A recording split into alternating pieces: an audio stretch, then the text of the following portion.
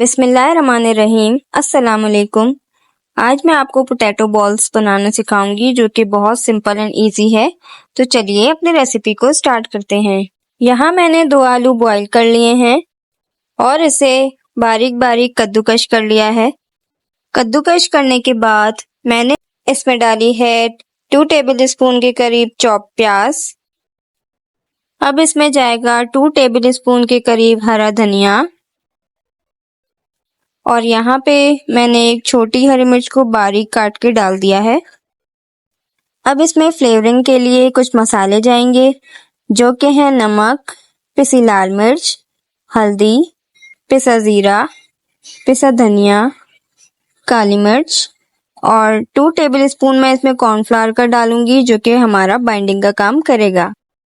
अब इन सब मसालों को अच्छी तरह से मिक्स करेंगे।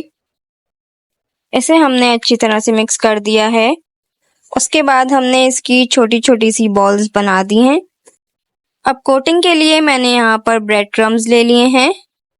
ब्रेड क्रम के साथ यहाँ पर मैंने मैदा ले लिया है तकरीबन 2 टेबल स्पून के करीब। अब इसको हम बैटर बना लेंगे थोड़ा थोड़ा पानी डाल के। आप देख लें इसकी कंसिस्टेंसी। इसके बैटर को हमने बिल्कुल पानी पानी सा नहीं बनाना है, थोड़ा सा गाढ़ा रखना है। अब एक एक करके हमने सारी पोटैटो बॉल्स को पहले मैदे के बैटर में डिप करना है। उसके बाद हम इसे ब्रेड क्रम्ब में कोट करेंगे। इसी तरह हमने एक एक करके सारी बॉल्स को कोट कर लिया है। अब मैंने यहाँ पर तेल को अच्छी तरह से गरम कर लिया है। जब तेल गरम हो गया तो मैंने इसमें एक एक करके सारी बॉल्स डाल के फ्राई कर ली।